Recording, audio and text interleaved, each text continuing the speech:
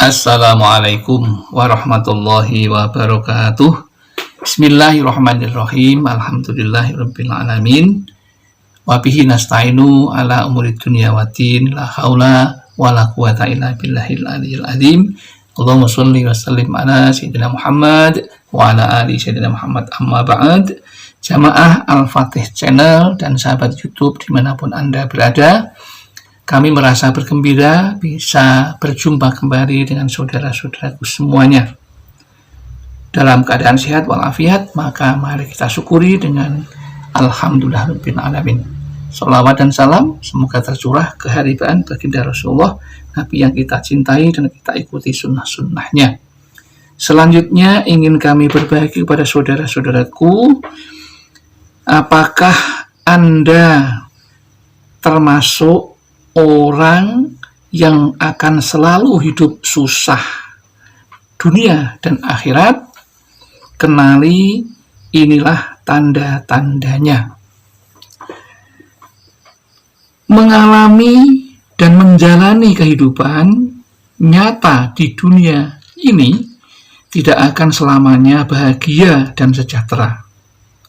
Ada saatnya manusia dilanda kesedihan, kepedihan, bahkan tak jarang yang kemudian mengalami stres. Salah satu faktor penyebabnya yaitu adalah manusia jauh dari Allah. Itu penyebab yang pertama.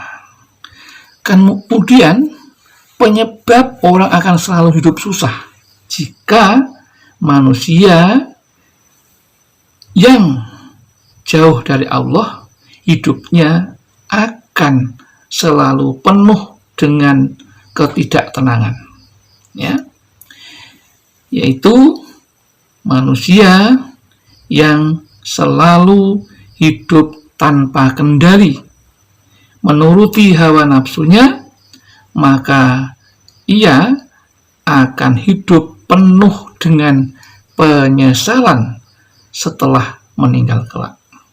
Jadi yang kedua itu manusia yang jauh dari Allah.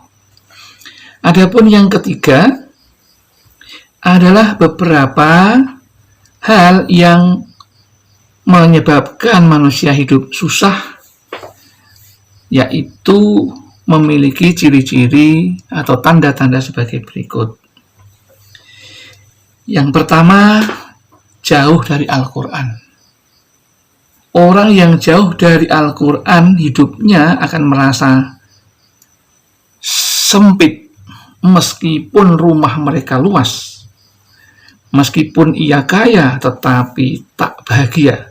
Karena hakikat kaya menurut Al-Quran itu adalah qanaah atau menerima apa yang diberikan Allah dengan ikhlas dan sabar. Hal ini selaras dengan firman Allah pada Al-Quran, yaitu tepatnya surat Toha ayat 124 yang artinya, dan barang siapa berpaling dari peringatanku, peringatan Allah maksudnya, maka sesungguhnya dia akan mengalami kehidupan yang sempit dan kami akan mengumpulkannya pada hari kiamat dalam keadaan buta.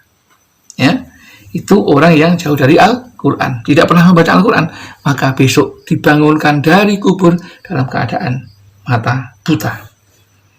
Yang kedua, tanda-tandanya orang yang akan susah dunia akhirat itu malas menuntut ilmu.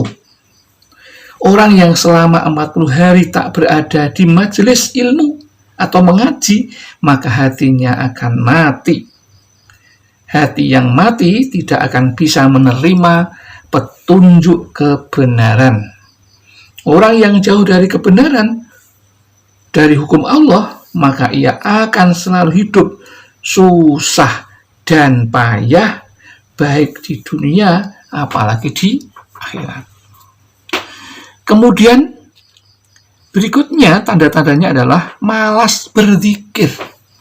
Ternyata malas berzikir ini juga akan menyebabkan batin kita menjadi kosong, hati kita tidak pernah merasa tenang, ya.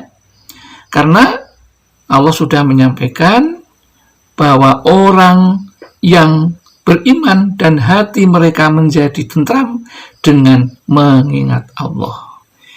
Ingatlah, hanya dengan mengingat Allah hatimu menjadi tentram, ya. Jadi kalau malas berzikir, kita akan menjadi orang yang tidak bahagia hidupnya.